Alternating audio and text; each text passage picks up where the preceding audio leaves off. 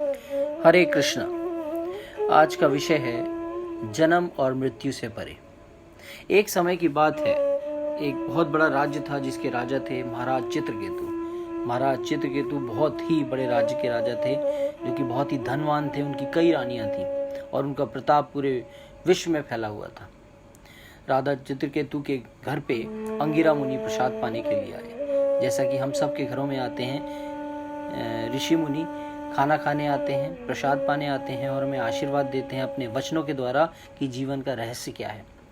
मगर हम छोटी छोटी चीज़ों के ऊपर प्रश्न पूछते हैं कि हमारे धन नहीं है, हमारा घर नहीं है, हमारी पत्नी ठीक नहीं है, हमारे यहाँ पुत्र नहीं है। हम इन छोटी छोटी चीज़ों के बारे में ऋषियों से पूछते हैं और कहते हैं आशीर्वाद दीजिए। मगर ऋषियों का लक्ष्य होता है हमें जीवन के सत्य के बारे में बताना। इसी प्रकार से अंगिरा मुनि ने चर्चा शुरू की। राजा चित्रकेतु को वो जीवन के सत्य के बारे में बता रहे थे। राजा ने बीच में टोका और कहने लगे, आपकी चर्चा तो बहुत ही अच्छी है और बहुत ही लाभदायक है, मगर कृपया करके आप मुझे आशीर्वाद दीजिए कि मेरे घर में एक संतान उत्पत्ति हो, क्योंकि मेरी सारी पुत्रियां हैं, एक भी पुत्र नहीं है।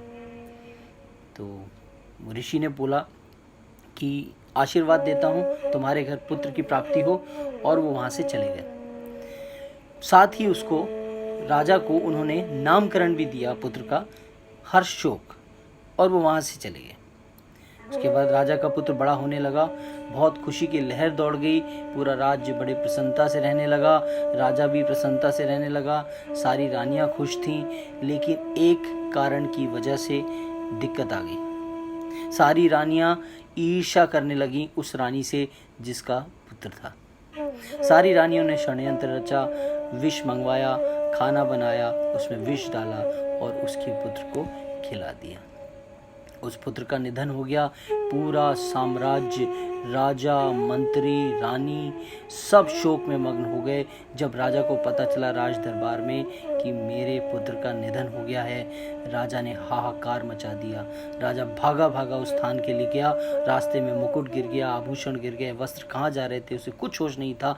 रुदन करता हुआ अपने पुत्र के समक्ष पहुंचा और अपने पुत्र को अपने हृदय से लगा लिया और बार बार कहने लगा, मेरे पुत्र हर्षशोक, उठ जाओ, उठ जाओ। और ये साथ में कहने लगा, अंगिरा मुनि को याद करने लगा, भगवान को कोसने लगा कि दिया था तो लिया क्यों। और बार बार अंगिरा मुनि को याद करते करते वहाँ पर अंगिरा मुनि प्रकट हो गए। अंगिरा ऋषि ने पूछा कि राजा क्या दिक्कत है। तो राजा ने कहा कि जब आपने इसको पुत्र को जन्म दे ही दिया था, आशीर्वाद मिल ही गया था, तो लिया क्यों। मुझे कुछ नहीं पता, इस पुत्र की वापसी चाहिए मुझे। तो अंगिरा मुनि ने उसके पुत्र को पुनः जीवित कर दिया। पुत्र उठ खड़ा हुआ और राजा ने उसको हृदय से लगा लिया।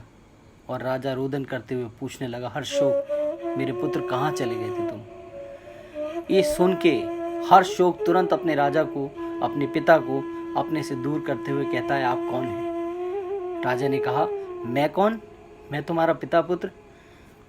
फिर से वो बोला, मैं आपको नहीं जानता, लेकिन मैं आपको ये कह सकता हूँ, कभी मैं आपका पुत्र बना था, कभी आपका पिता और कभी आपका दादा। आपसे पहले कई राजाओं का पुत्र रह चुका हूँ। इस बड़े साम्राज्य से भी बड़े साम्राज्य का राजा रह चुका हूँ। कृपया मुझे जाने दे।